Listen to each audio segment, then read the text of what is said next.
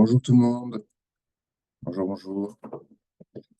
Je vais laisser un peu les gens arriver au fur et à mesure. Hop, je mets les autorisations. Bienvenue pour, euh, pour un webinaire aujourd'hui sur Saival, sur les classements. Je vais partager mon écran.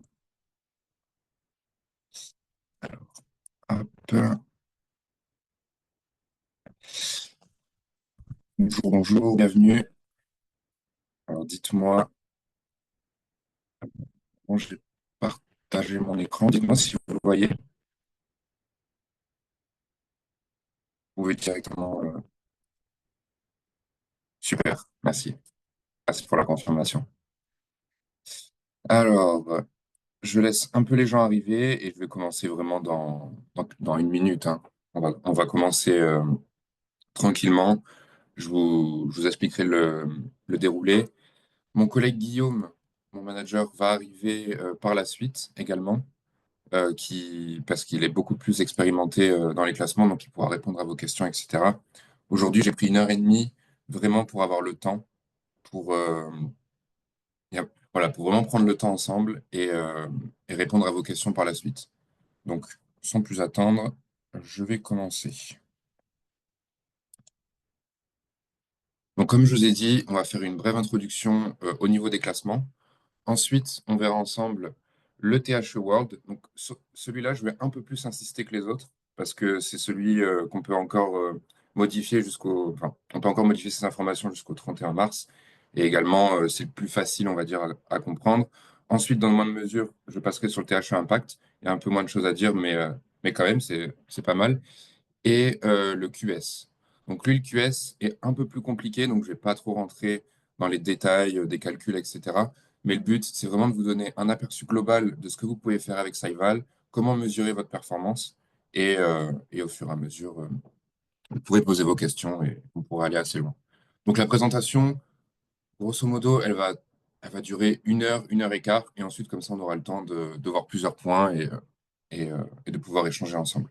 Donc, l'espace Q&A est fait pour les questions, l'espace chat pour d'autres choses, pour des précisions ou autres. Donc, essayez de respecter ces deux espaces, comme ça, moi, ça nous donne de la clarté sur, euh, sur tout simplement la communication. Et d'ores et déjà, je vous demande si vous voulez de mettre le nom d'une institution que vous voudrez analyser, qui bien sûr est classée au TH Monde au moins. Comme ça, on pourra analyser le classement directement en direct. Bonjour Guillaume, voilà que tu es arrivé. Et donc voilà, sans plus attendre, je vais commencer. Donc tout d'abord, petit rappel au niveau de l'agenda des classements QS et THE. Donc comme vous pouvez le voir, donc le snapshot, ça veut dire qu'en gros, on prend les données, les classements prennent les données à un instant T et vont euh, calculer leurs indicateurs et les données directement à partir du moment où ils font le snapshot. Donc par exemple, pour le THE World, ça sera le 1er mai. Pour le QS et le THE Impact, c'est passé, donc c'était le 1er février. Et voici la date limite des demandes de changement dans Scopus.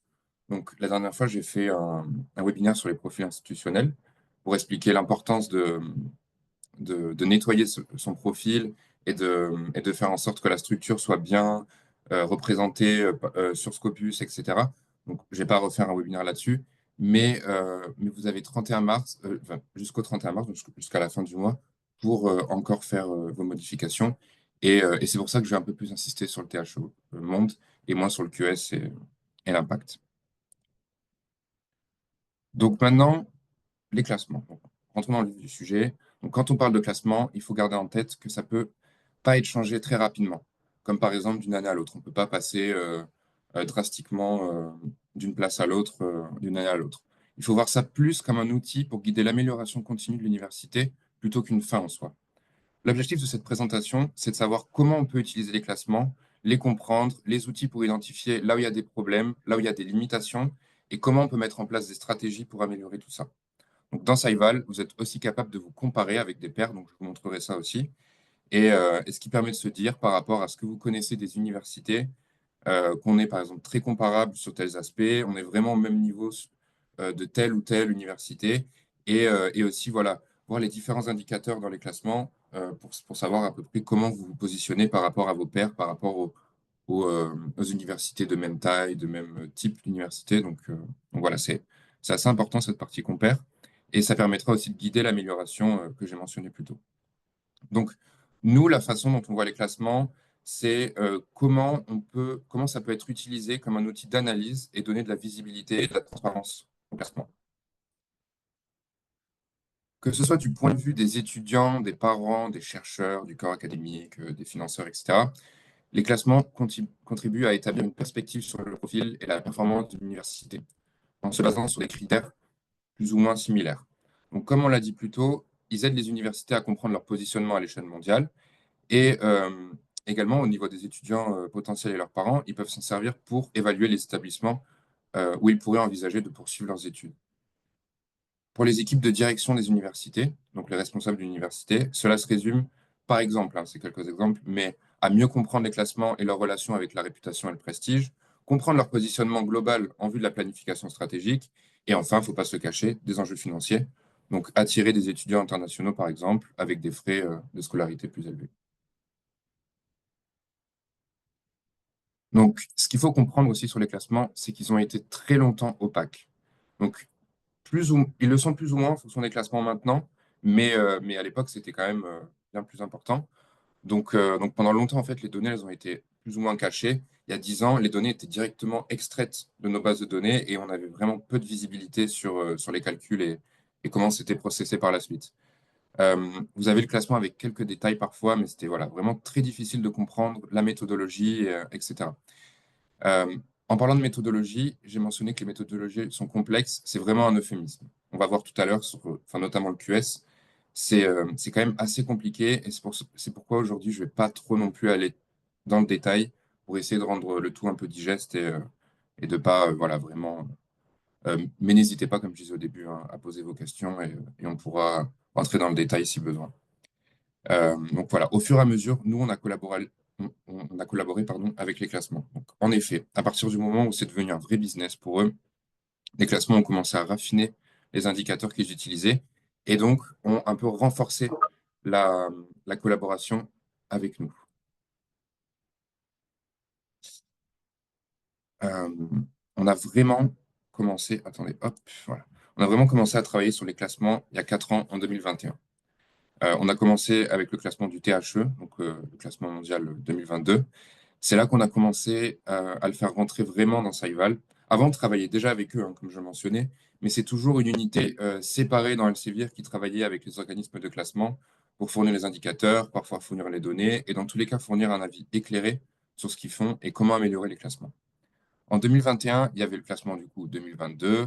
En 2022, le classement 2023. Donc vous avez compris, il y a toujours ce décalage temporel euh, dans, dans le sens où ils veulent toujours être voilà, le premier à sortir pour la prochaine année. Et à partir de 2023, on a commencé à rajouter des classements. Donc on a le THE Impact Ranking, sur lequel je vais parler, qui est lié aux ODD. Je vous rappelle que j'ai fait il y a 2 mois, je pense, un mois ou 2 mois, un webinaire sur les ODD et Saival. Donc je vous invite à aller le regarder. Et ensuite, donc, on a continué avec celui-là, le HCCR, donc c'est le Highly Cited Chinese Research. C'est le classement Shanghai, en fait, qui utilise les données Web of Science, sauf qu'ils ont un classement spécifique pour la Chine, où ils préfèrent utiliser nos données, parce qu'elles sont plus détaillées. Donc celui-là, il va intéresser plutôt les clients chinois, donc je ne vais pas en parler aujourd'hui, mais voilà, c'est pour votre information, c'est possible de trouver des données là-dessus. Et il y a 2 ans également, on a rajouté QS. QS, c'était vraiment problématique, hein. C'est comme je le répète encore une fois, c'était vraiment le plus cryptique. Ils ont longtemps utilisé nos données et ils ont longtemps fait leur propre business après, mais sans forcément nous montrer la méthodologie. Dernièrement, on voit que la collaboration est meilleure et ils commencent à s'ouvrir à nous et à ouvrir un peu leur méthodologie également aux utilisateurs de Saival. Fin 2023, il y a eu quand même un changement qui est très notable. C'est le changement de la méthodologie du classement THE. Donc tout à l'heure, je vous montrerai exactement ce qui a changé. Mais ça aussi, on l'a rajouté dans Saival et on peut l'analyser directement sur Saival. Et, et Et aussi, pardon, j'ai oublié de le mentionner, depuis novembre dernier, on a la possibilité d'analyser le US News Best National University Rankings 2025. Donc ça, pareil, ça vous concerne pas trop en tant que francophone, mais si toutefois vous voulez visiter, enfin, vous voulez aller aux États-Unis et collaborer avec des institutions américaines, vous pouvez très bien regarder ce classement. Il est disponible sur Scival en comparaison et en analyse comme QS et THE. Donc ça peut être pas mal aussi de le mentionner. Bon, ici, ce que je voulais montrer dans ce slide, c'est un peu la couverture des fournisseurs de données bibliométriques. Donc, on a Clarivate, qui est notre concurrent, qui, lui, gère plus les classements Shanghai. Donc, ils vont fournir les données, pardon, des classements Shanghai et quelques classements locaux.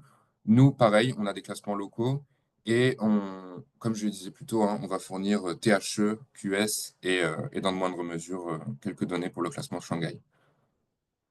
Donc voilà, ça reprend un peu cette slide. On va couvrir voilà, THE Impact, QS mondial, THE mondial, et les variations aussi pour QS et THE. Ils ont plein de sous-variantes, comme par exemple Young University. Donc ça, par exemple, on va pouvoir leur fournir des données.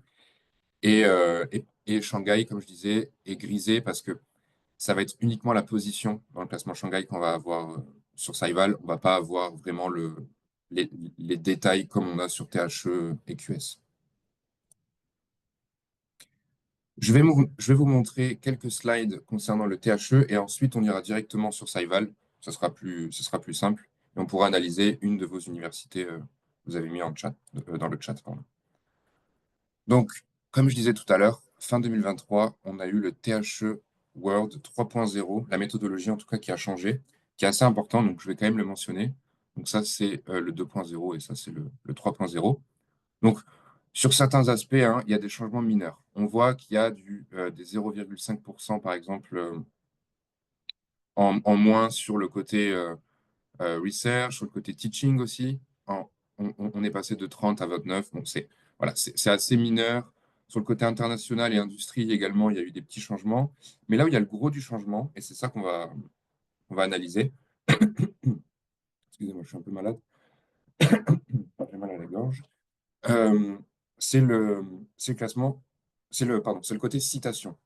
Donc ici, vous avez, de base, il y avait un bloc. Donc citation, c'était un poids de 30% sur sur le classement. C'était quand même très lourd c'était vraiment le plus gros indicateur en citation. C'était vraiment le plus gros. Maintenant, on l'a segmenté, donc on l'a découpé en 4 morceaux pour essayer de mettre en avant différentes forces au niveau des citations que je vous montrerai tout à l'heure. Et ça, c'est intéressant. Ils ont aussi rajouté Patents qu'on va pouvoir analyser. En fait, ce que vous voyez en gras, c'est ce qu'on va pouvoir analyser directement dans Scival. Et, euh, et voilà, je passerai dessus après. Mais on a aussi International Co-authorship, qui n'est pas en gras, mais on va pouvoir analyser. Et donc voilà. Mais en gros, mis bout à bout, sur Scival, on est autour de 35% qui sont liés aux données de Scopus sur ce classement. Donc, on va pouvoir analyser et ensuite voilà, analyser en général sur Scival.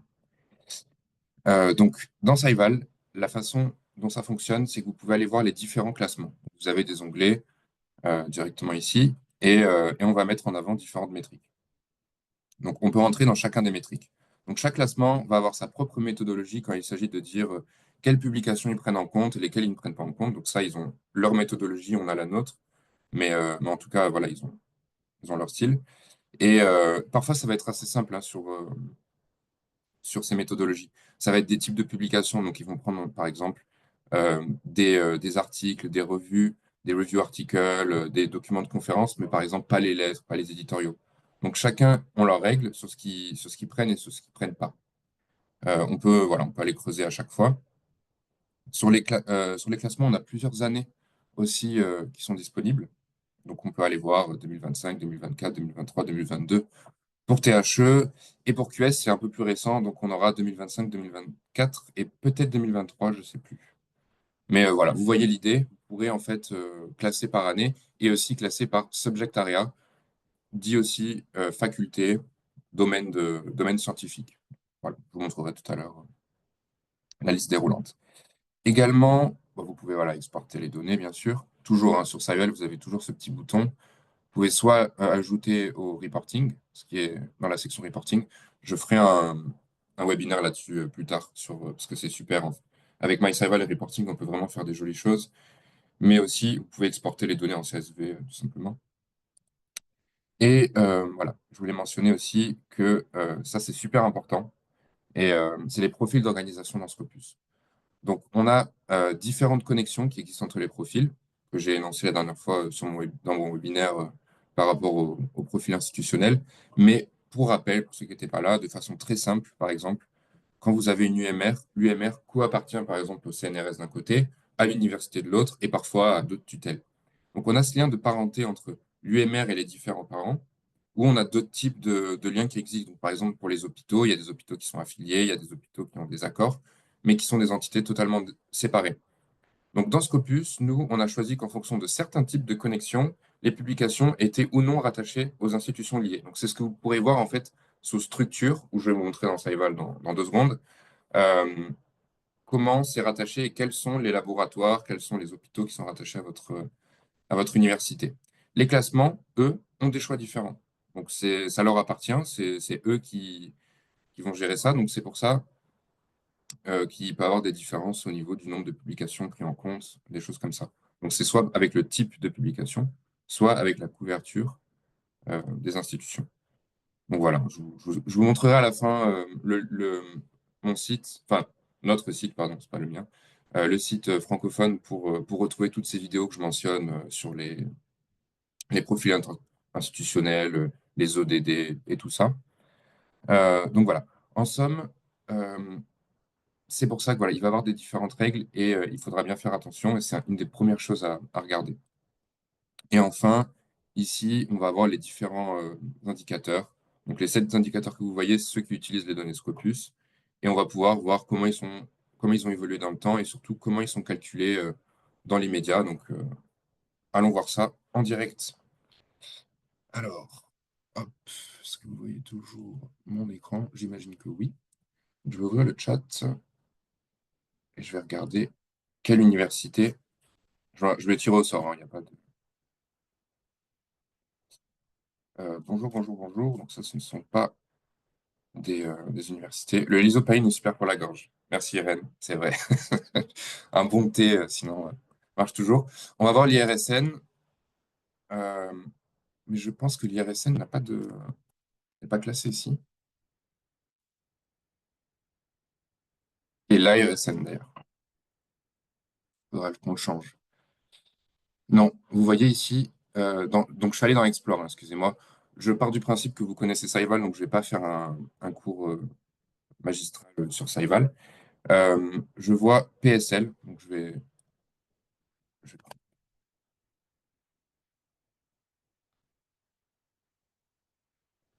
Université PSL. Et Bishoy, je te mets en première liste. Voilà, normalement, c'est bon, Bishoy, tu peux être un panéliste. Donc voilà. Ici, vous avez la partie Explore et, voilà, qui récapitule, en fait, qui permet d'analyser une entité à la fois. Donc là, j'analyse l'entité PSL. Et ici, vous avez l'onglet Rankings. Donc, Ranking Position, ça va être un peu comme sur les autres onglets, en fait, ça va être un sommaire des rankings. Vous allez avoir vos différentes positions, QS, THE, THE Impact, etc., etc. Et là, ce qui va nous intéresser, c'est pour l'instant, on verra les autres, mais le THE World University Rankings. Donc celui-ci, bon, je ne vais pas reprendre tous les éléments que vous avez. Tout à l'heure, c'était sur le PowerPoint, mais vous pouvez voilà, classer par subject area. Donc vous voyez Engineering and Technology, Education, Computer Science. Et si vous le filtrez, vous avez différentes données. Donc ça, c'est pas mal aussi pour analyser un domaine. Vous avez le fameux, donc quand vous cliquez sur More Details on this institution, on va pouvoir voir les différences de prise en compte du nombre de publications entre Saival et le classement THE. Donc vous allez dans Compare Definition ici, et vous voyez Là, vous avez THE World University Ranking 2025 et le QS, donc vous pouvez choisir les deux, et ce qui est pris en compte. Donc, par exemple, sur PSL, l'école normale supérieure n'est pas pris en compte. Pardon, oui, n'est pas pris en compte sur Saival, donc dans les documents de PSL. Mais, euh, mais sur le THE, il est pris en compte. Donc là, on voit en fait, à chaque fois qu'il y a un point, c'est que ça va être pris en compte, et à chaque fois qu'il y a un point sur Saival, c'est que ça va être pris en compte. Donc comme ça, vous pourrez faire rapidement une différence entre ce qu'il y a sur Scopus et ce qu'il y a sur Saival. Je suis assez étonné parce que normalement, c'est le contraire. C'est plus Saival, donc Scopus, qui va prendre en compte toutes ces écoles, et THE qui va être plus exigeant.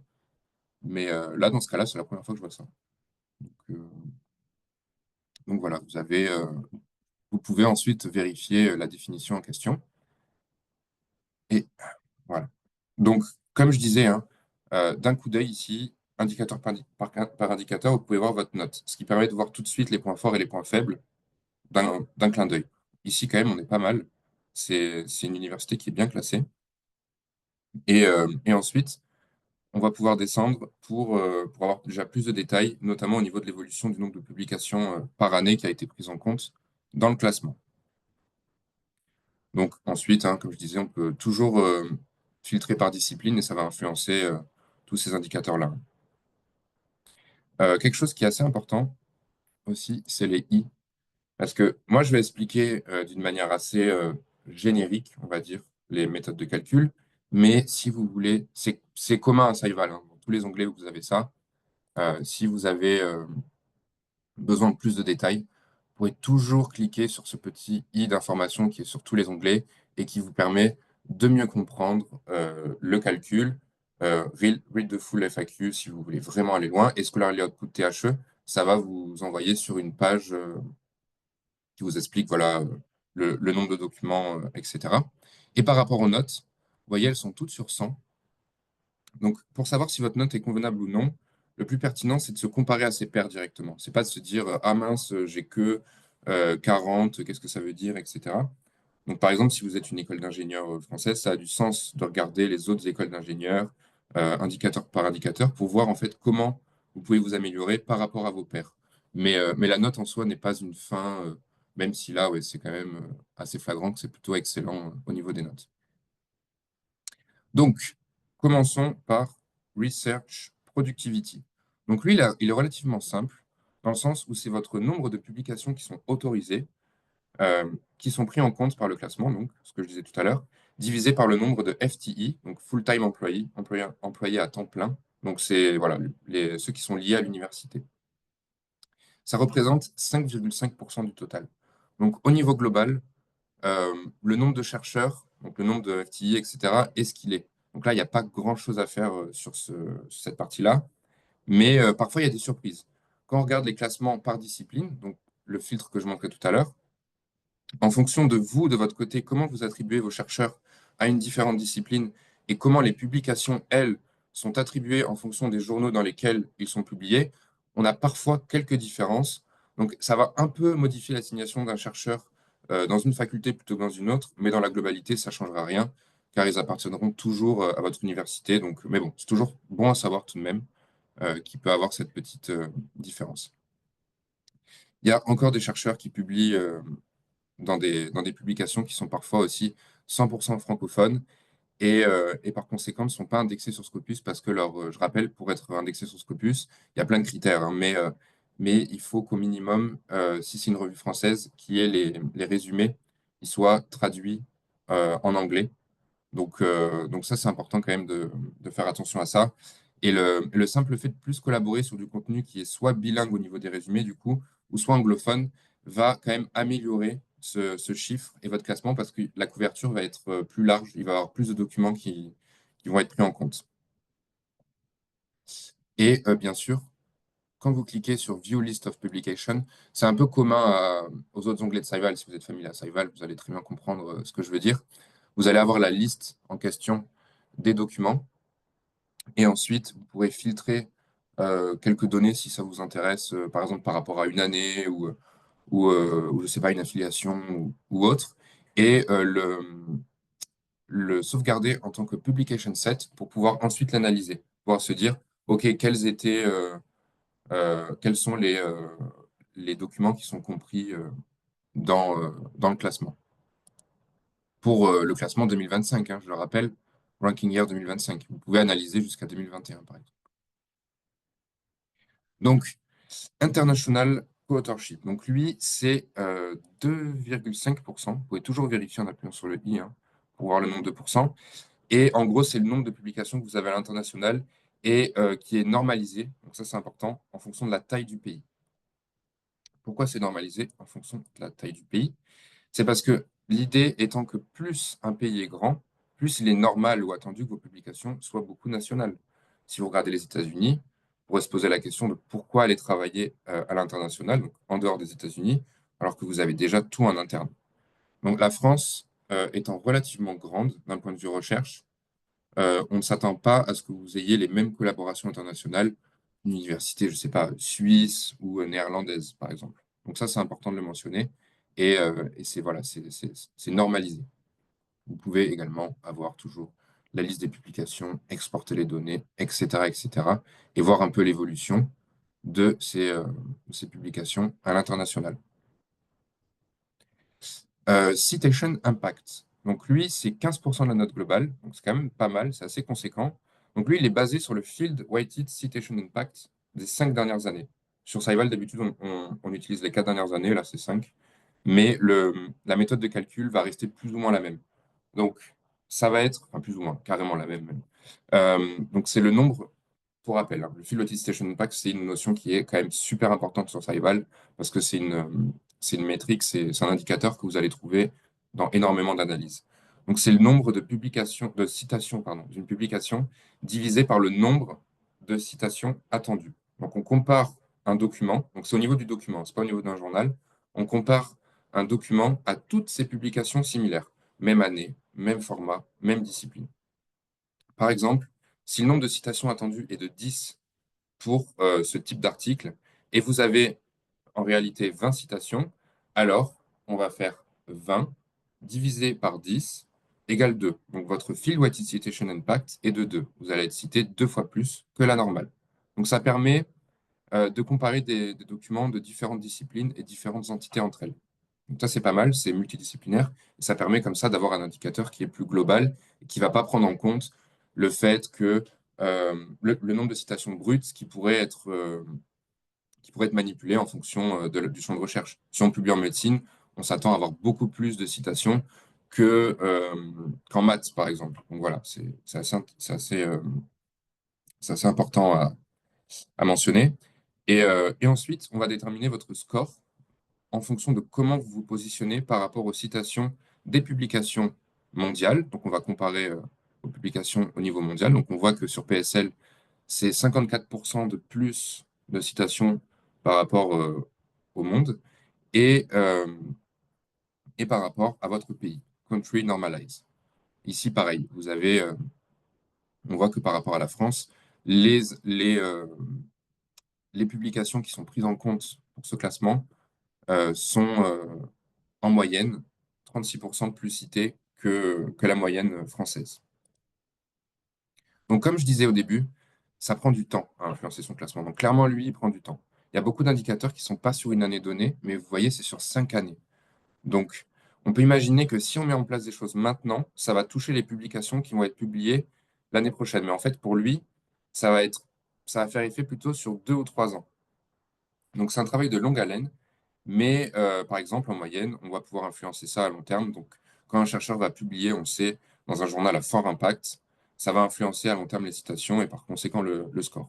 Donc, il y a une analyse qui peut être faite, probablement faculté par faculté, UMR par UMR, de voir qui publie dans des journaux à fort impact par rapport à qui ne le fait pas. Et donc, ensuite, avoir ce travail avec ces différentes entités pour savoir comment comment ça peut changer identifier les journaux qui pourraient être plus intéressants, tout en restant bien sûr hein, dans le champ de recherche. Le but, c'est pas de publier une revue complètement à côté de la plaque parce que il a un fort impact. Hein. C'est vraiment de rester dans le bon champ de recherche mais d'essayer d'aller au-dessus. J'ai fait également, je fais toujours la promo de ça, hein, mais j'ai fait également un webinaire en début d'année sur comment choisir une bonne revue entre guillemets.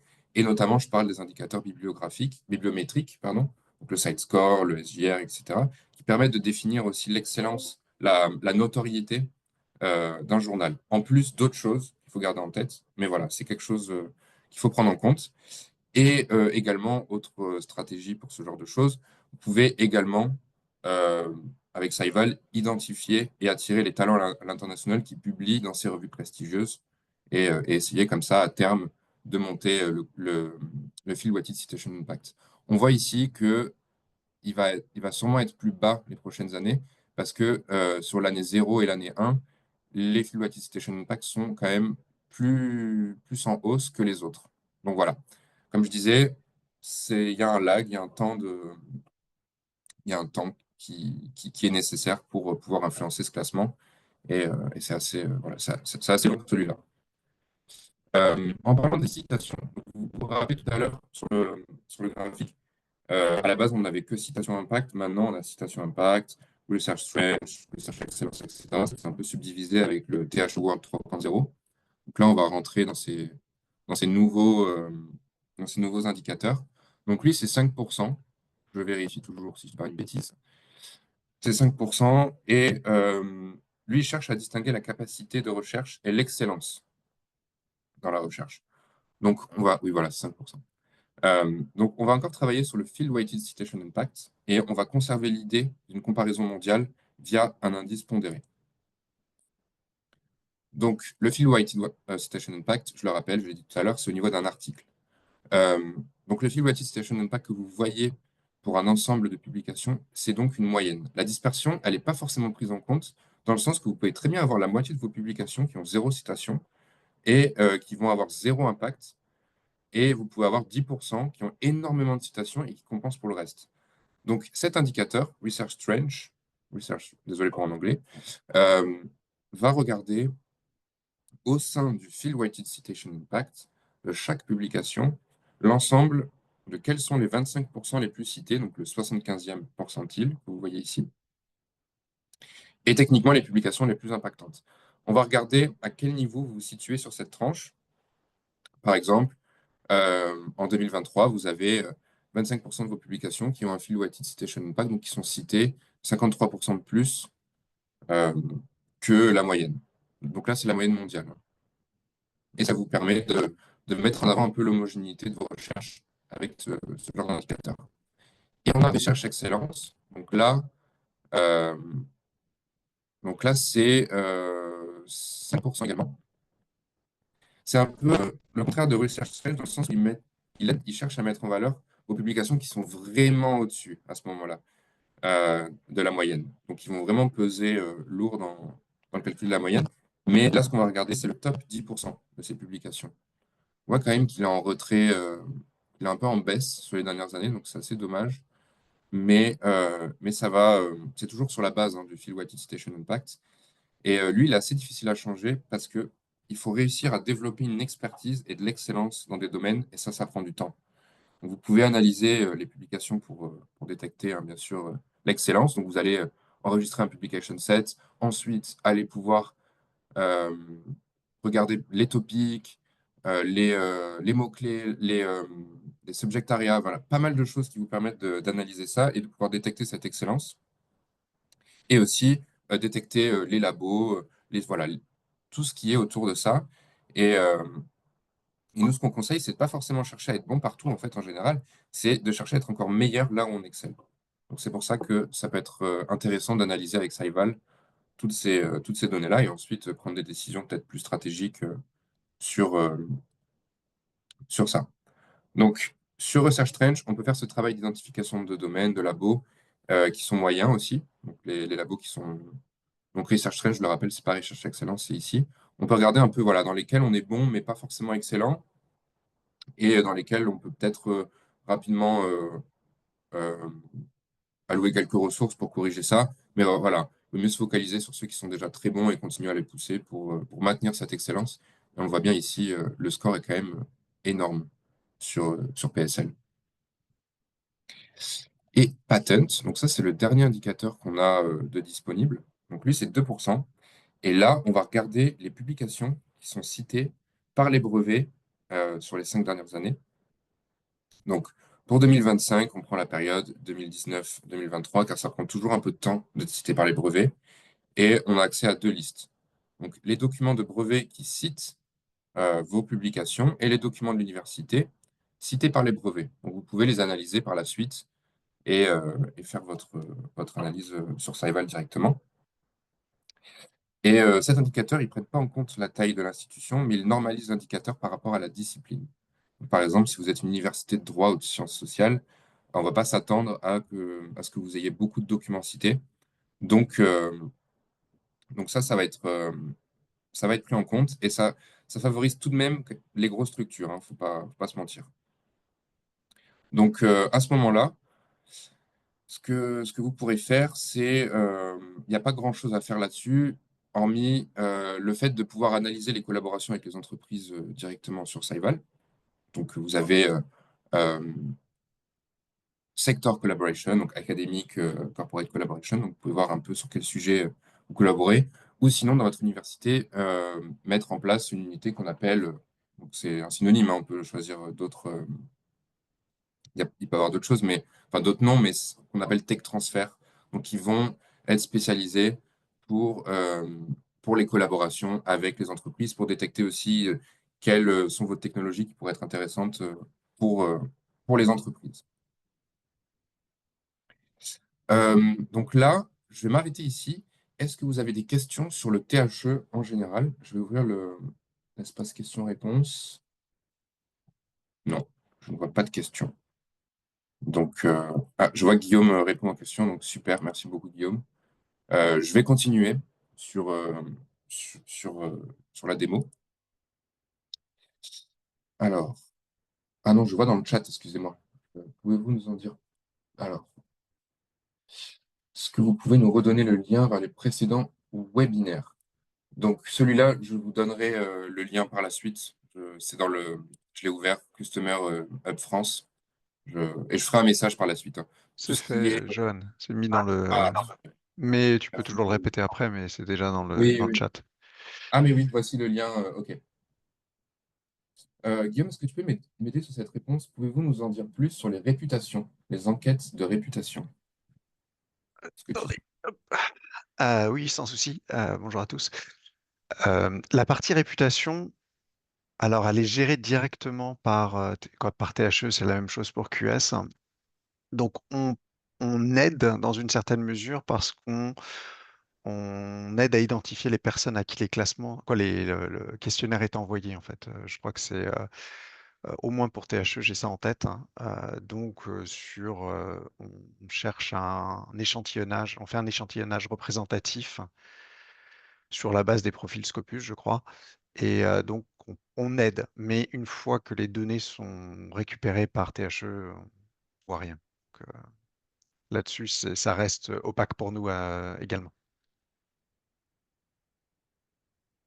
Merci pour cette précision. Euh, je ne vois pas d'autres questions. C'est vrai que j'ai plus de visibilité directement dans le Q&A, mais sinon, je vois que tu réponds. Donc, je vais continuer. Je voulais vous montrer quelque chose avant de passer aux autres classements. C'est une nouveauté, hein. C'est arrivé euh, avant-hier, je crois, qu'il a été mis en place. Donc je suis encore débutant, hein, sur cet onglet parce que je ne le connaissais pas avant avant-hier.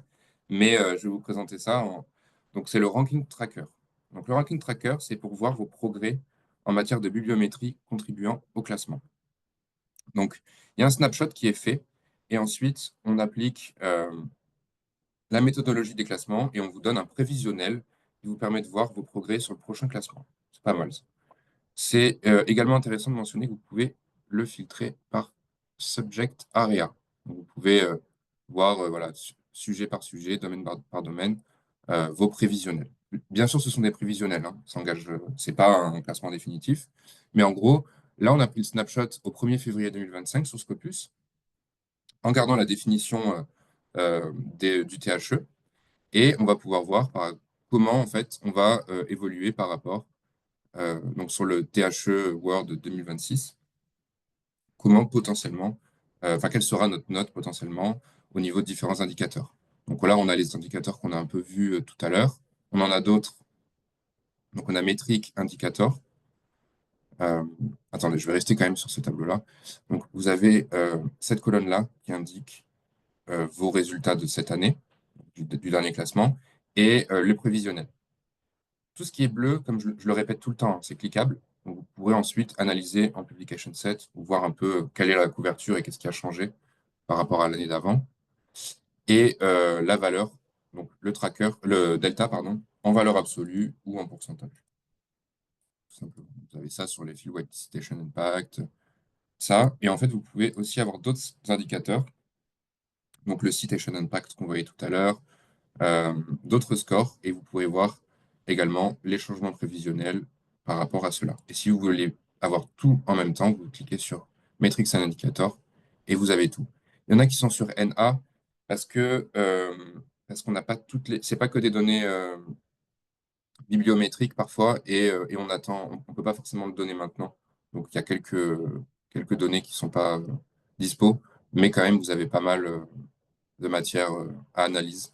Et ça peut permettre de compléter un peu votre analyse et de pouvoir voilà, voir vos progrès et enfin, estimer votre classement dans le futur. Donc la direction dans laquelle vous allez pour l'année prochaine. Et vous avez Metric Yearly Breakdown. Donc ça, c'est un peu ce que j'ai montré dans Overall, mais en représentation graphique. Donc c'est pas mal. Vous pouvez par exemple se dire, tiens, quelle est l'évolution de mon patent, oui, patent citation, par exemple, de ma collaboration internationale au niveau de computer science. Ça me permet de voir indicateur par indicateur et ensuite les pointillés vont vous montrer votre progression. Donc là, on voit qu'on va être légèrement en hausse par rapport à 2023 et un peu en baisse par rapport à 2022. Donc on se maintient. Voilà, c'était quelque chose à mentionner parce que c'est une nouveauté. N'hésitez pas à toujours hein, appuyer sur Metric Guidance. Vous avez donc ça, c'est plutôt sur les métriques. Mais vous avez Learn About, pardon, the Ranking Tracker. Donc ça peut être utile voilà, d'aller dessus et de pouvoir découvrir cet outil. Et je le répète, je le répéterai jamais assez, mais nous, en tant que Customer Success Manager, avec Bishoy, avec Sarah, on est là aussi pour vous accompagner sur vos analyses. Donc, si vous avez des questions, si vous voulez faire un point, n'hésitez pas à revenir vers nous et on fera en sorte soit d'avoir un appel directement avec nous ou de vous mettre en relation avec des ingénieurs Saival qui sont beaucoup plus avancés que nous. Ça permet, euh, Ça permet de ne laisser rien au hasard. Voilà. Maintenant, je vais passer au THE Impact Rankings. Donc, ici, vous voyez, vous avez. Donc, c'est pour les ODD. Hein. Je disais tout à l'heure, c'est pour mesurer l'impact. Et l'intérêt, c'est qu'ils donnent la latitude aux universités pour choisir là où ils veulent participer. Donc, il y a 17 ODD.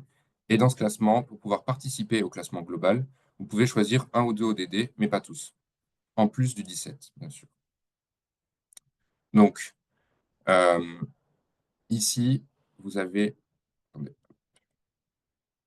vous n'avez pas, donc si vous avez, pardon, un ou deux ODD, vous n'avez pas le classement global. Pour avoir un classement global, il faut minimum 4 ODD, dont le 17 qui est obligatoire pour tout le monde. Ici, par exemple, le PSL, vous voyez, il participe pas à tous les ODD, mais quand même à plus de 4. Donc les 4 meilleurs, les 3 meilleurs, pardon, plus le 17e, sont pris en compte pour le classement global. Donc voyons un peu, zoomons un peu dans un ODD, mais tout est analysable en fait. Vous pourrez, quand vous choisissez un ODD, vous pouvez voir un lot d'indicateurs. Donc ça va être différent entre les différents ODD. Désolé si je dis le mot ODD 40 fois, c'est une habitude. Mais voilà, les objectifs de développement durable. Donc quand vous choisissez un des objectifs, vous pouvez voir les indicateurs, mais ils ne sont pas que bibliométriques. Donc par exemple, euh, allons voir Decent Work and Economic Growth. Donc, on a une part, en général, la part bibliométrique sur tous les ODD, c'est entre 25 et 30%.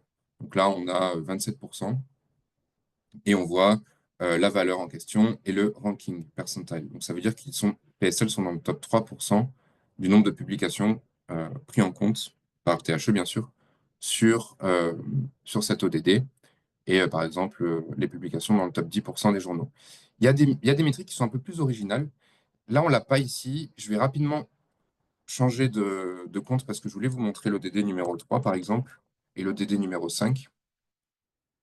Pour dire que c'est pas non plus des indicateurs qui sont très basiques. Il peut avoir, par exemple, sur l'ODD numéro 3, Good Health and Well-being. Vous voyez, le nombre de vues. Donc, le nombre de vues, c'est intéressant parce que ça prend en compte les usages des non-chercheurs. Donc, ça peut être intéressant pour l'SDG numéro 3. Parce qu'on peut imaginer tout le corps médical, donc des infirmiers, des psychologues, qui consultent ces publications sans forcément chercher de la recherche. Donc c'est pas mal. Et, euh, et aussi, on a par exemple Clinical Citation, donc les citations dans les politiques de santé, par exemple. Donc ça, c'est intéressant et c'est vraiment propre à chaque ODD.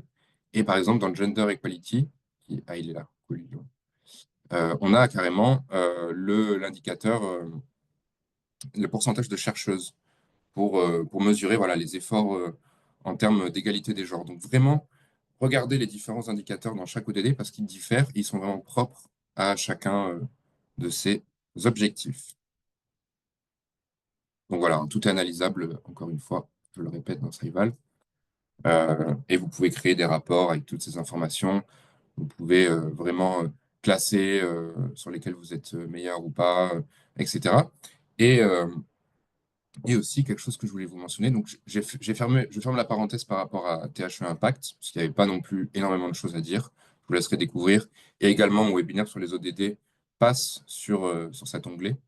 Mais, euh, mais ici, vous avez, donc là, on a Explore, hein, ce qui permet d'analyser une entité à la fois.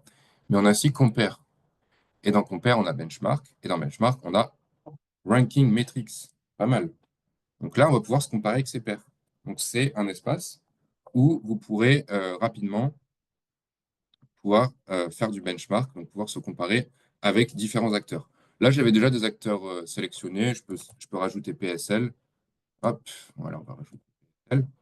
Bon, ça n'a peut-être pas de sens hein, de se comparer avec Amsterdam, McMaster, je ne sais quoi. Je vous laisserai faire votre propre interprétation. Ici, c'est vraiment mon but, c'est de vous montrer les sections et de vous montrer ce qui est possible de faire.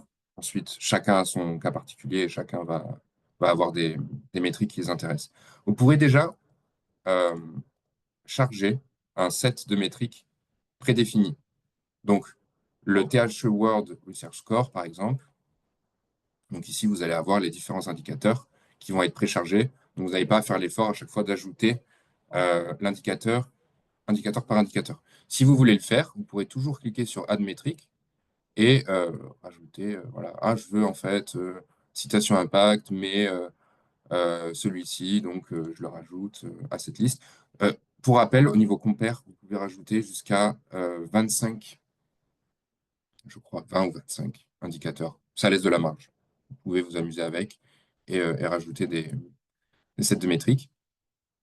Donc voilà, vous avez patent, recherche qualité métrique, tout ce qu'on a vu tout à l'heure en fait. Et vous pourrez aussi le représenter graphiquement. Donc là, par exemple, c'est vraiment un exemple, hein. On a en axe Y Research Productivity Score, International Co-authorship Score et le Citation Impact Score. Donc là, on est sur différents scores.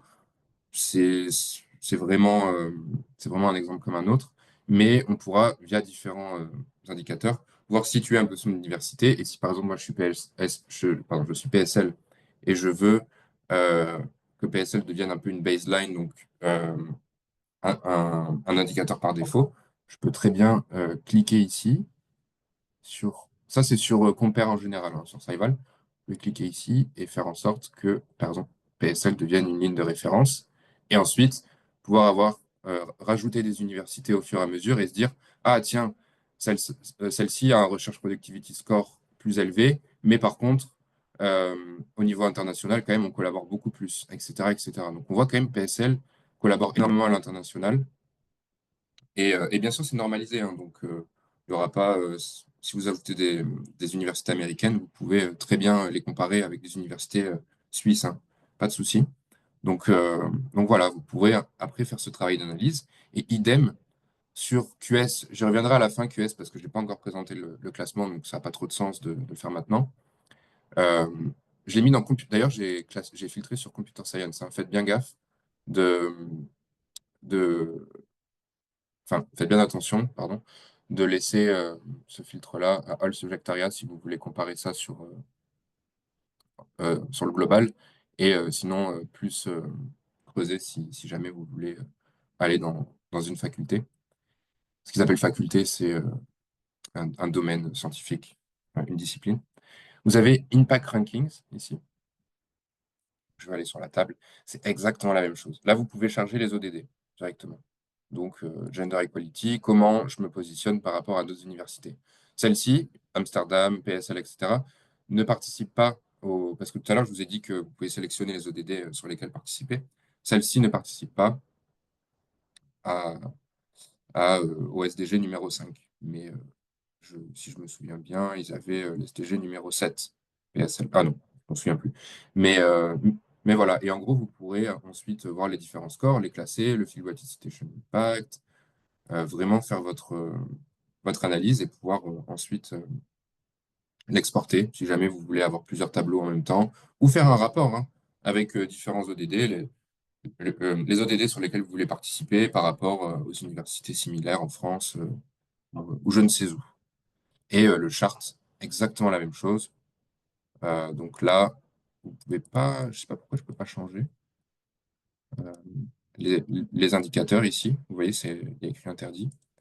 Je sais pas si c'est un bug, Guillaume, ou si c'est comme ça tout le temps, sur THE Impact Ranking, le fait qu'on puisse pas euh, modifier l'axe des abscisses et des ordonnées et la taille de la bulle, vous voyez, c'est interdit. Non, ça a l'air d'être figé, visiblement, Ok, à cet endroit-là. ok. Bon, c'est figé en fonction des ODD. Vous voyez, c'est différents indicateurs dans l'axe des X. Donc, ouais, voilà, ils ont un set prédéfini, on va dire, pour pouvoir l'analyser graphiquement. Voilà, c'est pas très intéressant parce qu'on a deux universités, mais bien sûr, si vous connaissez, enfin voilà, vous pouvez rajouter plein d'universités qui sont dans le SDG numéro 6 et ensuite faire exactement la même chose que je vous montrais tout à l'heure, c'est-à-dire créer une baseline et voir par rapport aux autres comment vous vous situez et qu'est-ce qui, et ensuite peut-être zoomer un peu plus sur vos faiblesses. Et voilà. Je ne passerai pas sur l'US News Best National University Rankings. C'est celui que j'ai mentionné au début, c'est pour les États-Unis, mais ce sera le même principe. Voilà, vous pourrez comparer directement différentes entreprises, institutions américaines. Revenons sur Explore. Pour la dernière partie, et la partie, je vous préviens, la plus complexe. Donc, on a, j'ai pris McMaster, tout à l'heure on avait dit PSL. Hop, je reprends mon PSL.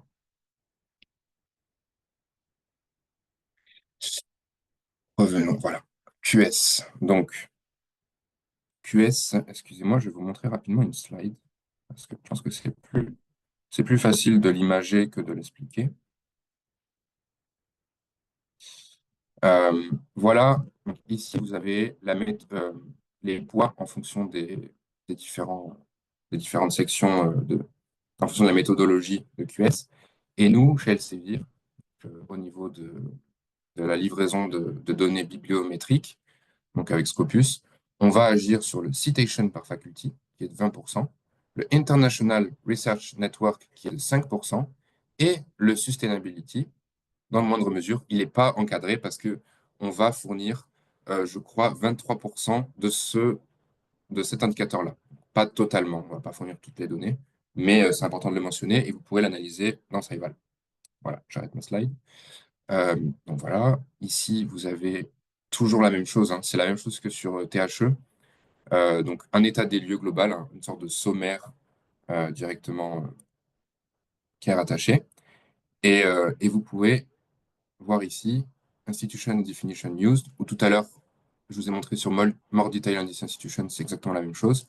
Cliquez ici, premièrement, et voir la définition. Vous voyez, le THE prend en compte ces institutions-là, ces labos, etc. QS, lui, on prend, bon, là, on peut pas, on prend des légèrement différents. Je vais pas faire une comparaison en cliquant à chaque fois sur les deux boutons, mais ils ont une méthodologie différente. Donc c'est important de regarder ça directement et de se dire, voilà, je peux, enfin, je dois prendre en compte ces universités dans mon analyse et, enfin, ces universités, ces labos, c'est sous c- cette structure de l'institution dans mon analyse sur Saival. Vous pouvez bien sûr cliquer ici, ça va présélectionner toutes ces sections-là et ensuite créer une aire de recherche, une research area, pouvoir analyser seulement ces institutions-là, ces labos-là. Ça, en général, créer une recherche area, je digresse un peu hein, par rapport au classement, mais c'est super important en France, notamment avec les ULR, etc.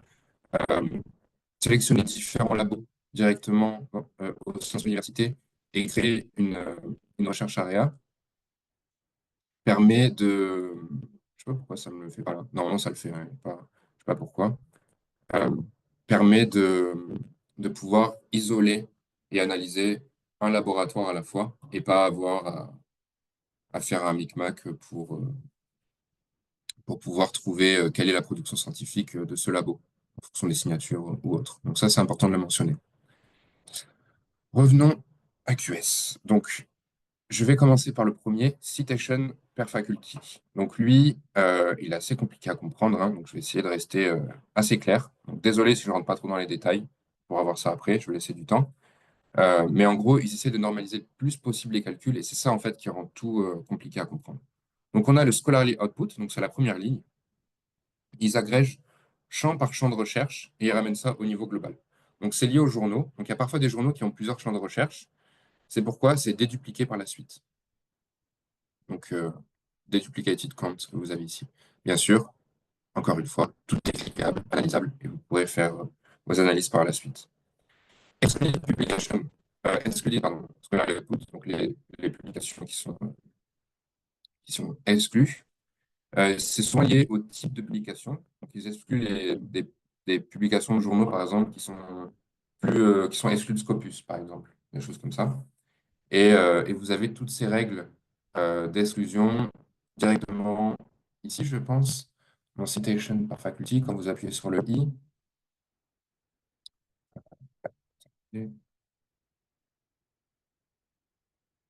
Donc là, vous avez pas mal déjà, vous avez beaucoup plus de détails sur ce que je viens de dire. Voilà. Read QS Exclusion Methodology. Read QS. Vous avez les règles d'exclusion ici si vous voulez creuser plus et vous pouvez peut-être influencer par la suite la manière dont vous produisez, du type de document que vous produisez et éviter peut-être plus les lettres ou d'autres choses. Mais voilà, je vous laisserai découvrir directement les règles d'exclusion ici, mais c'est indiqué là. Et ensuite, total scholarly output. Donc ça, c'est la base non exclue. Pas très intéressant, mais on peut quand même l'avoir ici. Citation, c'est basé sur les publications éligibles et ils excluent les autocitations. Ça, c'est important de le mentionner. Euh, Normalize citation count, donc la dernière section. Donc, c'est une somme du nombre de citations pour chaque faculté. Faculté, je le rappelle, c'est ça, hein. Art and Humanities, Engineering Technology, Life Science, etc. Normalisé en fonction du pays et de la discipline de la faculté. Donc, on a le weighting factor. Donc, ça, c'est compliqué. Selon moi, je vais essayer de le vulgariser. N'hésite pas à me couper, Guillaume, et à compléter ce que je dis si je dis une bêtise. Mais, euh, mais en gros, ils vont prendre le nombre total de citations sur toutes les facultés et ils vont le diviser par 5 fois le nombre de citations de ce champ de recherche. Donc, imaginons, ce qui est complètement faux, mais imaginons qu'on ait 100 citations dans le monde. Art and Humanities représente 1% de ces citations. Donc, quand ils font le nombre de citations d'Art and Humanities multiplié par 5, ça reste quand même assez léger. Ça fait pas un gros nombre. C'est pourquoi ils vont artificiellement gonfler le nombre de citations dans Art and Humanities en ajoutant un poids de 15,33, voilà, un poids de 15,33 pour compenser le fait qu'il y ait bien moins de citations que les autres. De l'autre côté, on voit des citations, on voit des poids à 0,63, 0,60, etc. Donc en dessous de 1, donc un coefficient qui va être appliqué par la suite. Euh, Ça correspond à des disciplines qui reçoivent beaucoup de citations par rapport aux autres. Donc elles vont être un peu revues à la baisse et diminuées pour éviter que toute institution ayant une faculté de médecine, par exemple, soit avantagée par rapport à d'autres. Donc il faut vraiment voir que c'est un travail de normalisation et de pondération sur les citations. Et on a le Weighting Adjustment Ratio. Donc ça, c'est une normalisation par pays et par champ de recherche, pour faire simple. Donc par exemple, pour reprendre l'exemple des humanités et sciences sociales, aux USA, on va dire que c'est 3,69% de la production et, sur Scopus. Et en Chine, c'est 0,52%. Donc c'est beaucoup moins en Chine parce que les Chinois publient en chinois et c'est pas forcément couvert à 100% sur Scopus parce qu'ils n'ont pas, encore une fois, traduit leur résumé, etc. Donc ça, en fait, donc ce Weighting Adjustment Ratio, il essaye de faire en sorte de ne pas augmenter artificiellement les citations dans les champs de recherche qui ont peu de citations pour des pays où c'est plus facile parce que c'est de la langue anglaise, par exemple. Donc, pour les pays de langue anglaise, ce ratio tend à être plus bas. Et pour engineering, technologie, life science, médecine naturelle science, vous voyez, c'est la même chose. Parce qu'en fait, il est calculé par rapport aux deux autres, tout simplement. Et la somme de ces nombres sera toujours de 5. Donc voilà, mais c'est pondéré en fonction du pays et du champ de recherche. Donc chaque pays, j'analyse encore McMaster, ce que j'ai regardé tout à l'heure, donc qui est au Canada, il y aura un autre ratio que PSL qui est en France. Donc voilà. Euh, En plus de ça, avec toutes ces infos, donc du coup, ils vont créer une note, enfin ils vont créer un score, pardon. Ils vont comparer à toutes les institutions dans le monde et ils remettent ça sur 100. Donc voilà, ça va être la note que vous avez ici. International Research Network. Donc ça, pareil, hein, c'est compliqué. Sur le côté collaboration internationale, ça, enfin, c'est porté pardon, sur le côté collaboration nationale dans l'enseignement supérieur. Donc ce qu'on veut voir ici, c'est comment les institutions créent des relations internationales et les maintiennent dans le temps. Donc ce qui est utile sur Scival, c'est d'avoir ces données sources directement ici en cliquant. C'est pas mal. Et donc, je vais faire voilà, ligne par ligne. Mais en gros, le IRN Scholarly Output, c'est le nombre de publications, mais sans prendre en compte les kilopapers. Donc, c'est pas un nombre donné de co-auteurs qui est pris en compte, mais un pourcentage. On peut creuser ça hein, plus tard si vous voulez dans la section questions-réponses. Mais je vais pas, voilà, je vais m'arrêter là. Location, tout simplement, c'est les pays. Donc, quand vous cliquez là, vous allez voir. Voilà. Donc, ce qu'ils veulent voir avec cet indicateur, c'est dans quelle mesure les institutions sont capables de créer des réseaux internationaux et les maintenir dans le temps. Donc, ils regardent euh, le nombre de pays où vous avez des collaborations. Donc là, l'avantage, c'est que ça vous liste tous les pays et ça vous permet de voir avec qui vous ne collaborez pas. Il y a d'autres manières hein, d'analyser ça sur Scival, mais voilà. Partenaire, donc ici, c'est pareil que location, mais au niveau des universités. Je vais cliquer là, vous allez voir. Ici, par contre, le minimum, c'est 3 publications pour que ça soit pris en compte. Vous voyez, il n'y a pas en dessous de 3. Donc voilà, c'est normal que si vous avez deux collaborations, ça ne rentre pas dans l'équation.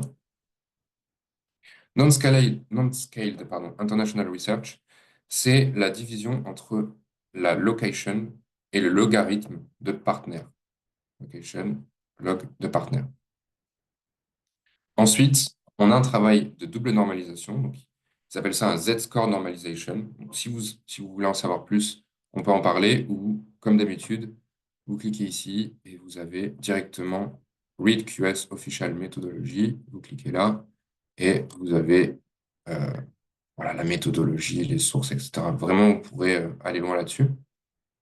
Vous avez le fameux calcul avec le logarithme de partenaire. Mais voilà. En gros, c'est ça. Mais le problème avec QS, en fait, c'est que ça nous laisse peu de visibilité sur quoi faire. On peut travailler à la marge, comme regarder le nombre de pays de partenaires et de voir si vous avez plus de pays que de partenaires et peut-être essayer d'augmenter ce nombre de partenaires. Mais c'est moins évident que sur le THE, hein, clairement, c'est un peu plus compliqué. Et Sustainability. Donc lui, c'est le plus simple. Ils vont utiliser le mapping des ODD d'Elsevier et vont regarder les publications sur les ODD. Donc, les ODD d'Elsevier, vous pourrez les retrouver, j'en parle dans ma dernière, dans mon webinaire sur les ODD, mais vous l'avez sûrement ici, vous allez avoir une petite section. Voilà, Elsevier SDJ Query 2023. Donc, ça va vous montrer un peu les mots-clés qui sont pris en compte et la recherche. Ben, comment chercher les ODD sur Scopus directement. Vous avez aussi sur Saival, hein, précalculé, mais voilà. Si ça vous intéresse, vous pourrez toujours avoir le détail là-dessus. Et vous pourrez avoir la liste des publications par ODD ou votre liste de publications globale et ensuite filtrer par année, analyser. Donc là, on voit que euh, le ranking tracker est que sur THE, mais si je prenais le ranking tracker sur QS, j'imagine que ça va un peu augmenter la note parce que on va enlever 2017 et par rapport à l'année d'après, ça va, ça va être augmenté. Donc voilà. C'est quelle année? 2025. Ok, j'avais pas fait attention que ça prenait 2017 à 2021. Donc c'est assez ancien comme couverture.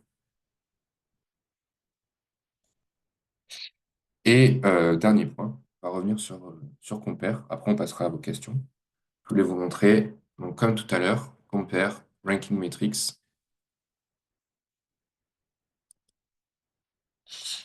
QS World University Rankings. Et c'est un peu la même chose, hein, c'est toujours la même disposition que Compare en général. C'est-à-dire que vous pourrez euh, choisir votre faculté, donc votre discipline, Art and Humanities, dont on parlait tout à l'heure, Engineering, etc. Donc pour comparer faculté par faculté. Et ensuite, vous pouvez avoir des sets de métriques. Donc par exemple, Sustainability Metrics, hop, vous avez le Sustainability Score, le Sustainability Scholarly Output, etc.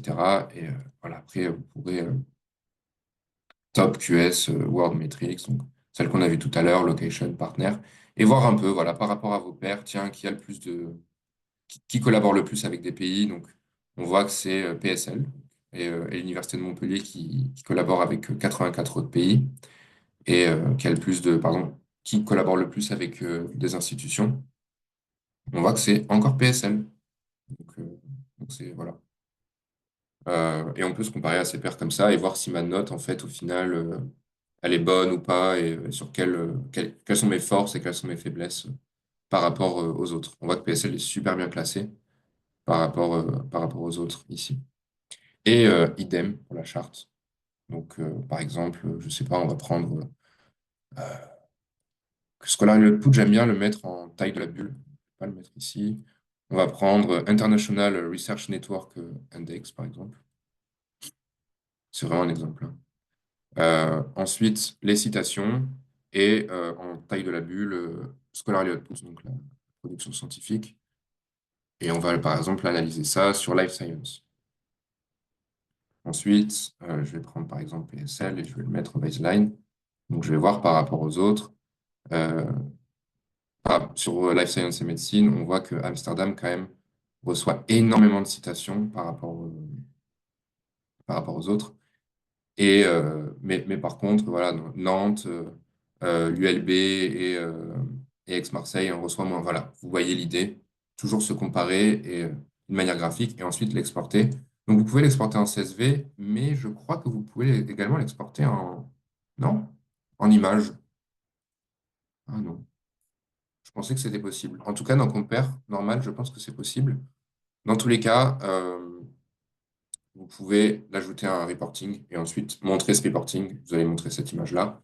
Et comme ça, vous allez avoir une représentation graphique des classements et de comment vous pouvez vous comparer avec vos pairs. C'est tout pour moi. Je vais passer maintenant à la section questions-réponses. Donc, il nous reste pas mal de temps. Aujourd'hui, je voulais vraiment être large. Donc, j'ai pris 1 heure et demie. C'est pas comme les autres webinaire où on est un peu plus rapide parce qu'on le segmente en fait au fil du temps, notamment sur les publications, enfin sur les webinaires autour des publications scientifiques. Mais voilà. Donc, prenons les questions. Johan, t'as Wayback à lever la main. Ah oui, je ne sais pas si c'est un. Ouais, attendez. Voilà, je vous ai autorisé à parler. Je ne sais pas. Si vous pouvez le faire, désactivez votre micro.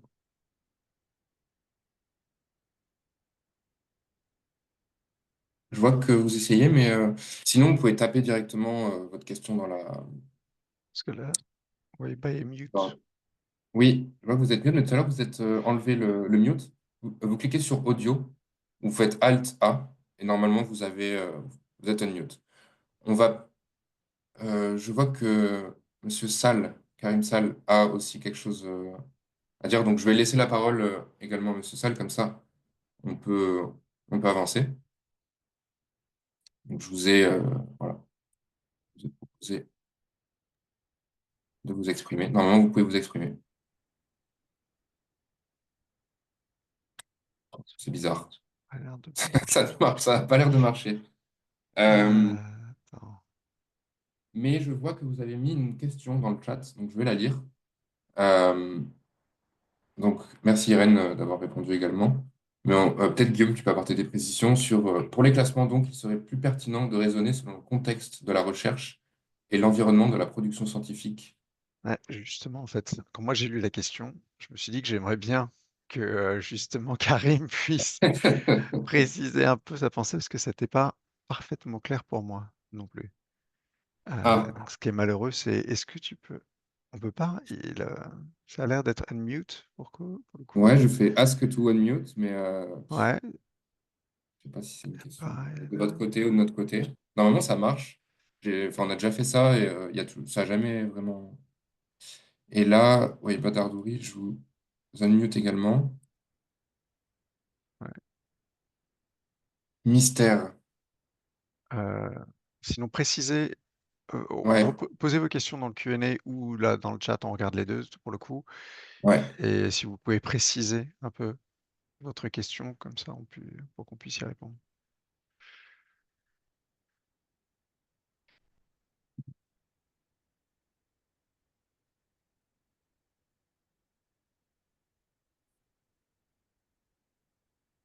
Non, je n'ai pas.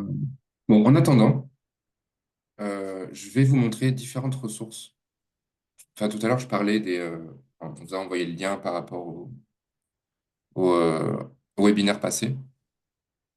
Donc, je vais vous montrer ici. Donc, vous avez Elsevier Hub France. Donc ici, ça va vous donner, bon, je me répète hein, pour les habitués, désolé, mais pour les nouveaux et les nouvelles, vous avez ici la liste des prochains webinaires. Bon, il n'est pas mis à jour parce que je voulais attendre qu'on fasse celui-ci pour le mettre à jour, mais bref, on en a fait un dernièrement sur l'éthique et la publication scientifique avec Judith, une éditrice, qui est venue nous parler d'éthique, conflits d'intérêts et autres. Et on va en avoir un la semaine prochaine sur l'IA et la publication scientifique. Il sera en anglais, désolé d'avance, mais vous pourrez y participer. Et c'est avec un expert, donc David Stuckey, qui est un expert en éthique, qui est senior à Elsevier et qui va pouvoir répondre vraiment sur tous les problèmes, enfin sur toutes les problématiques autour de l'IA. Et les webinaires que je mentionnais, donc comment Elsevier soutient la recherche sur les objectifs de développement durable, piloter, analyser, optimiser son profil institutionnel sur Scopus, etc. Vous pourrez les trouver ici. Les webinaires qui vont arriver, sont par trimestre. Donc, on n'a pas encore, j'attends que ma collègue Sarah revienne pour faire la prochaine liste pour le prochain trimestre. Donc, vous allez avoir une belle liste. Je vais essayer de faire en sorte que vous recevez tous l'email pour avoir l'information. Mais n'hésitez pas à revenir sur ce site, à le bookmarker, à le mettre en favori, pardon, et pour pouvoir avoir des informations là-dessus, parce que c'est pas mal. Ça vous donne pas mal d'informations gratuites et, euh, et ça vous permet voilà, d'avoir de l'information en français.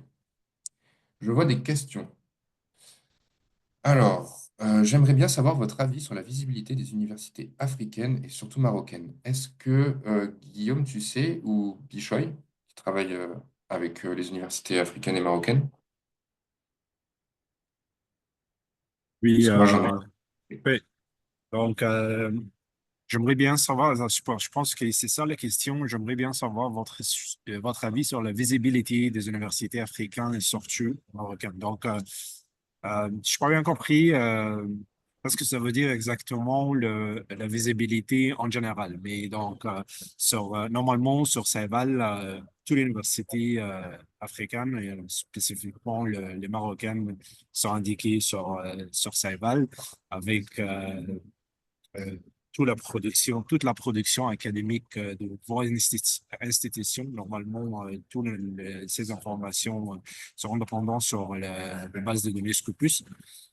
Mais est-ce qu'il y a des aspects spécifiques sur la visibilité de votre question? Ouais, je peux peut-être donner moi des éléments de réponse après. Effectivement, si pendant ce temps-là, peut y avoir peut-être des précisions dans le Q&A. Ce qu'il faut savoir, c'est que progressivement, il y a eu de plus en plus d'institutions qui ont été mesurées, qui ont été rajoutées à ces classements. Donc, les premières années, il y avait plusieurs centaines, puis après c'est monté à 1500 et progressivement ça augmente. Et que c'est vrai pour aussi bien QS et THE ou le THE Impact. Donc au fur et à mesure, on va chercher des universités qui sont un peu plus petites, donc ce qui concerne notamment des universités africaines. Donc ça améliore la visibilité des universités de ce continent. C'est progressif. Là, je regardais, il y en a 15 qui sont classés dans le THI Monde et il y en a 12 dans le THI Impact. J'ai pas regardé le QS pour être honnête. Euh, donc ça, et j'ai essayé de voir en parallèle combien on en avait sur Saival. Il y en a 33 institutions marocaines sur Saival. Donc c'est-à-dire qu'il y a une petite moitié qui est dans les classements, ce qui est quand même pas trop mal et ce qui est lié au fait que il y a une limite pour pouvoir participer au classement, c'est d'avoir au moins 1000 publications sur les 3 dernières années. Et donc c'est pour ça qu'on n'en a pas plus. Donc c'est une limite aujourd'hui, peut-être que plus tard, il y aura le choix de THI ou QS d'aller chercher des institutions plus petites. Mais c'est vrai qu'aujourd'hui, c'est cette limite-là des 1000 publications qui fait que ça limite la visibilité des institutions africaines, je pense. Donc ça s'est amélioré, c'est pas parfait, mais peut-être à terme, THI voudra ou QS voudront augmenter la couverture et donc ça bénéficiera notamment aux institutions africaines, je pense. Ok. Il y en a d'autres. Est-ce que Scopus AI sera inclus dans les prochains webinaires? Si ça vous intéresse, oui, on pourra en faire un, on pourra en faire un plus tard, mais avec grand plaisir, ouais. On pourra faire quelque chose autour de Scopus AI. Donc, pour ceux qui ne connaissent pas, c'est un produit assez récent. Scopus AI, c'est un ajout sur Scopus, donc, euh, qui est généré par l'IA générative, et on peut poser ces questions directement et avoir des réponses avec des références, etc., qui vont puiser sur la base de données Scopus. Donc, c'est vraiment qualitatif parce que on va rester dans Scopus et on va pas aller, euh, pas comme ChatGPT qui va aller chercher des références parfois un peu douteuses ou qui va halluciner sur le contenu. Par rapport à Oui, l'attestation.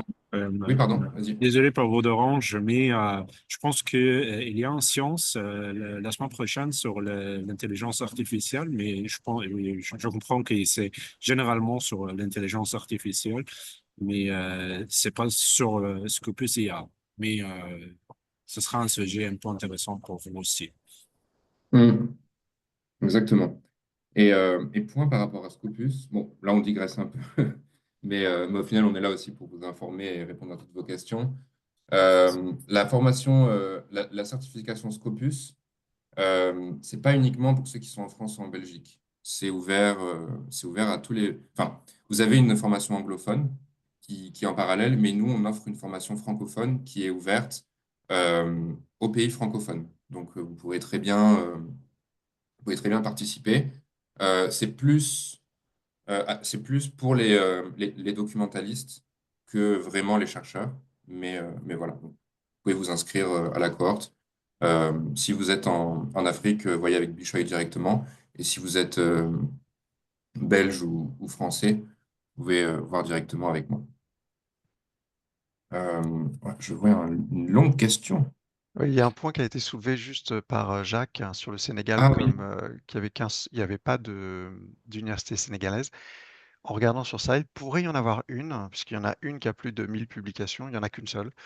Donc c'est une bonne question de savoir pourquoi elle n'est pas dans le classement. Il y a peut-être une limite autre, mais bon, c'est à creuser. Mais généralement, quand on n'en trouve pas, c'est qu'il n'y a pas d'université à plus de 1000 publications. Donc là, il y en a une, donc c'est une bonne question, ça vaudra le coup de creuser.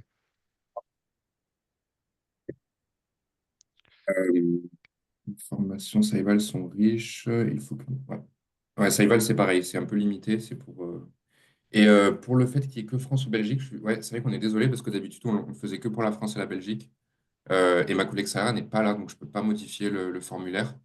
Euh, je ne sais pas comment on peut faire, mais Sur mettez quoi? France et sur le formulaire d'inscription pour Scopus, pour la certification, mettez France et c'est pas grave. Dans tous les cas, vous aurez le même programme et après, on se dépatouillera. Il y a aucun souci là-dessus. Alors, le ranking, c'est très intéressant. Les étudiants, les chercheurs et même les décideurs ont une base de comparaison pour intégrer et orienter vers une institution sur cette base.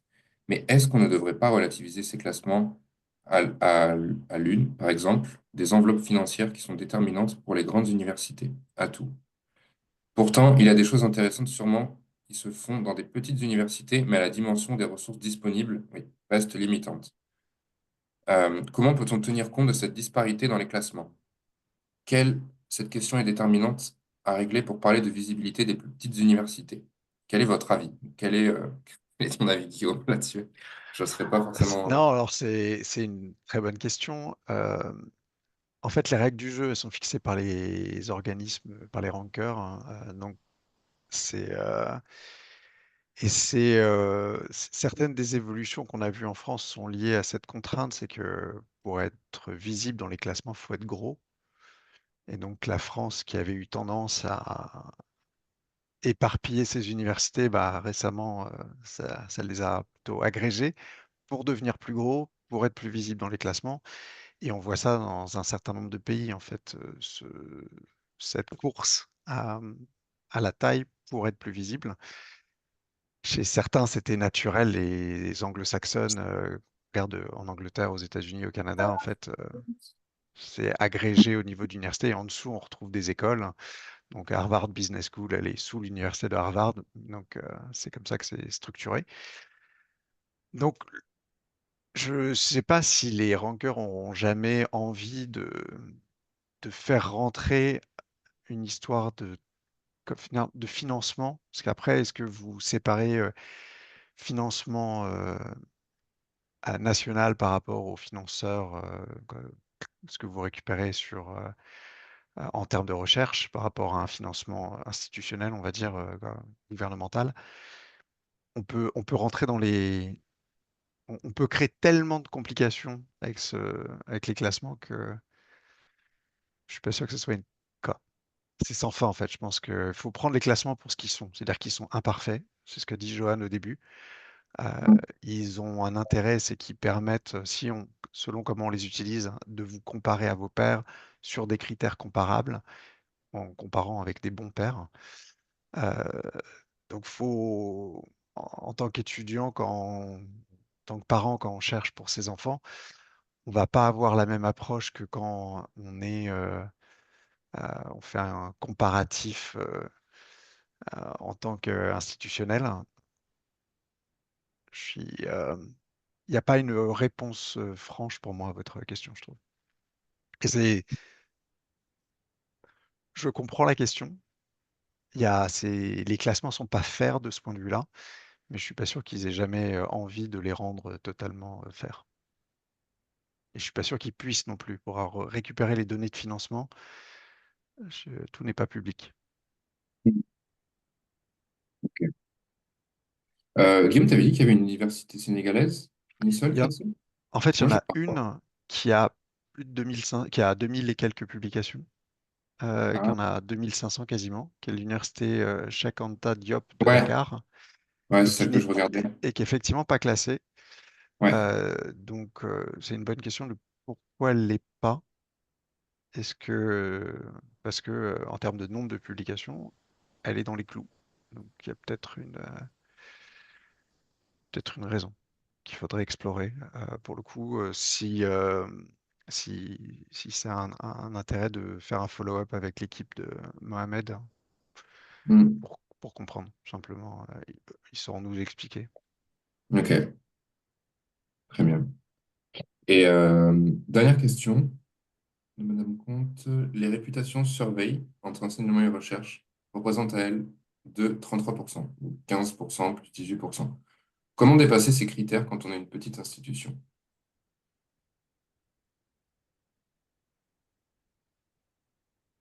Je dirais l'excellence. C'est-à-dire que la façon dont ces surveys sont faits, c'est on vous demande de... Alors je crois... Donc on vous demande de mentionner les universités que vous trouvez prestigieuses je ne sais plus exactement comment c'est formulé, mais c'est sûr que ces, euh, ces surveys sont faits de telle manière que c'est plutôt les gros qui ont tendance à en bénéficier, hein, que les petits. Donc la seule façon de passer à travers, ça serait pour moi de viser l'excellence. Donc de ressortir de ce point de cette façon-là. Donc peut-être en étant plus visible aussi à l'international, hein, c'est-à-dire que c'est quelque chose. Il me semble, je ne sais pas si c'est toujours vrai, mais il y a une époque où on pouvait faire des suggestions. On pouvait suggérer le nom de contacts, hein, de personnes qui seraient contactées pour ces surveys, et donc d'essayer de mettre en avant des chercheurs avec lesquels votre institution a collaboré pour qu'il y ait une forte chance qu'ils vous mentionnent vous plutôt qu'une autre institution dans leur réponse. Hmm. Donc, oh, ça demande beaucoup de travail, hein. Je ne sais pas à quel point ça peut marcher. Donc la taille est malheureusement, c'est difficile en tant que petite institution de vraiment passer à travers. En fait, il faut se comparer avec des comparables, c'est-à-dire que en tant que petite institution, se comparer avec des mastodontes comme Toronto ou comme voilà ou Harvard, c'est impossible, je pense. Et Jacques qui rajoute que la collaboration internationale peut Ouais. aider. Ouais. Alors, il y avait une autre question sur Mohamed VI. Après, je pense qu'on va s'arrêter parce que c'est l'heure. Et je vais vous laisser euh, tranquille. Par rapport à Mohamed VI ou n'importe quelle université, pour savoir si elle a des métriques pas mal, pour reprendre les termes, par rapport à d'autres entités, par rapport à l'Afrique, etc. C'est à vous, avec les outils que je vous ai montrés aujourd'hui, par exemple avec Compare, mais aussi avec l'analyse donc, de Saival avec Explore, vous allez avoir pas mal de métriques. Vous pourrez voir le Field What Citation Impact, par exemple, euh, les collaborations internationales. Et tout ça va voir un peu l'influence aussi de cette université, voir les, vraiment, vous pourrez analyser une université via Explore dans son entièreté et voir si oui ou non cette université est influente et aussi la comparer voilà, avec des pairs, avec d'autres universités marocaines ou de votre choix par rapport à ça. Ou vous pouvez très bien analyser l'entité Maroc ou l'entité Afrique. Et là, voir comment Mohamed VI est placé dans les contributeurs, par exemple. Donc ça peut être utile. Vous allez dans les pays, ici, Maroc, ou Morocco, j'imagine, en anglais. Morocco. Et, euh, et ensuite, vous pouvez aller dans l'institution, par exemple, et voir quelles sont les institutions qui ont le plus publié. Donc là, on voit que c'est Mohamed V, Université à Rabat. Et, mais après, voilà, ça dépend de la taille, hein, bien sûr. On parlait tout à l'heure de taille. Ça dépendra de la taille de l'université, etc. Mais ce que je voulais vous dire, c'est vraiment analyser des régions, analyser des institutions, créer des publication sets. Et avec Saival, n'ayez pas peur des onglets. Faites onglet par onglet, regardez si c'est intéressant ou pas. Et regardez des vidéos sur Saival. Les tutos, ils sont très bien. Et on fera sûrement un rappel sur les fonctionnalités de base de Saival au courant de l'année. Donc, restez, Restez connectés. Et juste pour reprendre le dernier point, donc, qui est effectivement le côté collaboration internationale, c'est assez apparent dans ce qu'a dit Johan, hein, le côté citation revient régulièrement, et la façon, en règle générale, une publication a d'autant plus de citations qu'elle est internationale, d'où le côté collaboration internationale et participer à des programmes internationaux. Et Oui. l'autre point, c'est plus les collaborations avec des corporates, des entreprises, ces publications-là sont également en moyenne beaucoup plus citées. Donc plus vous allez collaborer à l'international, plus vous allez collaborer avec des entreprises, plus vous risquez d'avoir de citations et donc de monter dans ces indicateurs-là. Et donc d'être plus visible et donc d'avoir plus de chances d'être cité dans les surveys. Et voilà, il y a quelque chose qui s'enclenche de positif, mais comme l'a dit Johan également, ça se fait pas du jour au lendemain. Exactement. Vous avez tout ça dans collaboration. Il y a un onglet collaboration, Geographical Collaboration, vous voyez. Et là même, il vous donne le Field Weighted Citation Impact des collaborations à l'international par rapport à celles nationales. Donc c'est plus ou moins la même Voilà, chose, c'est mais tout à fait stable.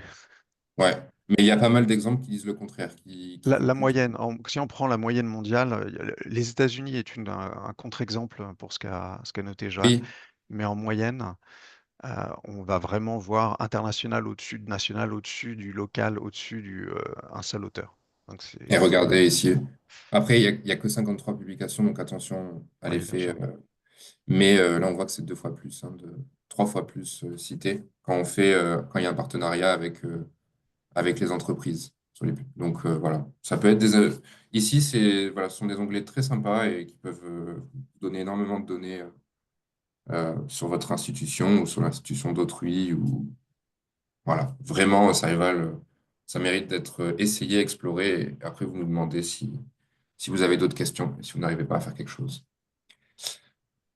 C'est tout pour aujourd'hui. Merci beaucoup. Rendez-vous la semaine prochaine. On va parler d'IA et de publications scientifiques, en anglais cette fois-ci. Et, bonne journée. À bientôt. Bonne journée. Pour les petites parenthèses, pour les certificats, je vous enverrai un mail par la suite. Vous allez pouvoir récupérer votre certificat avec le workshop code. Le workshop code enfin, comme d'habitude, vous allez recevoir votre mail avec le code en question et vous pourrez télécharger le certificat de présence. Au revoir.